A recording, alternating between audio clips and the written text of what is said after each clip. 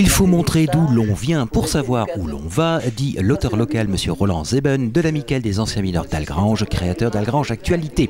Et à l'occasion des Journées européennes du patrimoine qui se sont prolongées à Algrange, la cité a redévoilé son riche passé minier, sidérurgique et patrimonial.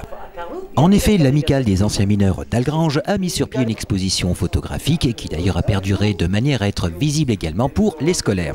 En plus des 500 documents exposés à l'école maternelle La Lorraine, une visite fut organisée pour nous faire voyager dans le passé de la cité dite aux Quatre Mines, sur les traces de son histoire, notamment ses vestiges architecturaux encore visibles.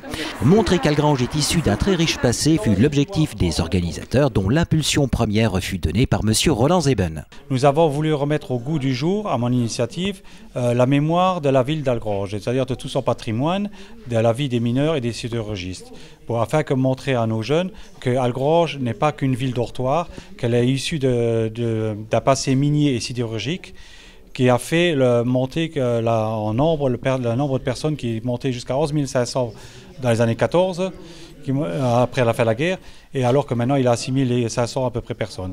Il ne faut pas considérer Algrange comme une cité dortoir.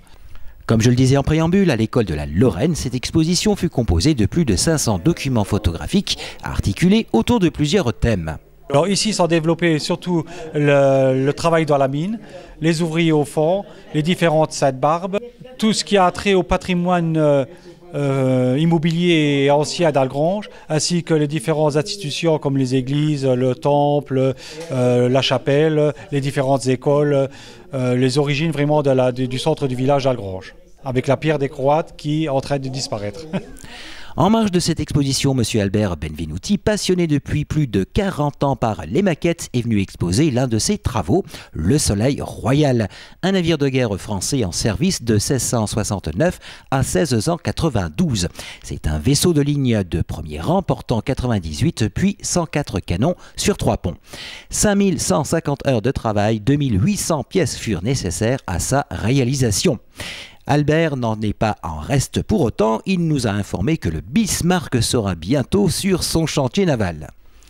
Cette exposition a perduré pour les scolaires à l'école maternelle La Lorraine. M. Billon-Laroute, président de l'Amicale des anciens mineurs, M. Émilien Martin, M. Ernest Nissen, anciens mineurs à des postes différents tous deux, n'ont pas manqué de faire part de leur savoir, de leur expérience, d'une manière aussi vivante que pédagogique aux jeunes enfants. Il pose des poteaux appelés chandelles. En parallèle de l'exposition furent organisées des visites guidées d'Algrange. Ici c'était une droguerie avant. Oui. Et ici c'était un magasin La Paix, la succursale La Paix. Visites guidées d'Algrange durant lesquelles les passionnés d'histoire locale via l'architecture de nos villes furent au rendez-vous. J'ai vu à l'office du tourisme d'Ayange, il y a une petite plaquette et j'étais fort intéressé.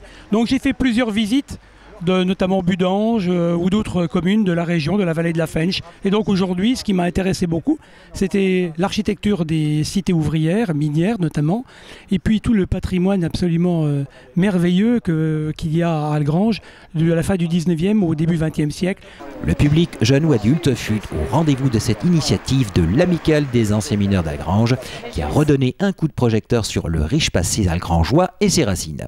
Bon ben voilà, la journée du patrimoine s'est très bien déroulée, je suis vraiment content du public qui s'est présenté et ils étaient très intéressés et ont posé beaucoup de questions. M. Billon-Laroute qui n'a pas manqué de remercier Carmen Noiret de la municipalité pour la logistique et pour la constitution de l'exposition, M. Roland Zeben, Ernest Nissen, l'association La Lorraine à travers les siècles et M. Émilien Martin. Pour montrer d'où on vient, pour savoir où on va. Et où l'Amicale des anciens mineurs d'Algrange va aller prochainement? Eh bien, prochain rendez-vous pour l'Amicale, la traditionnelle Sainte-Barbe.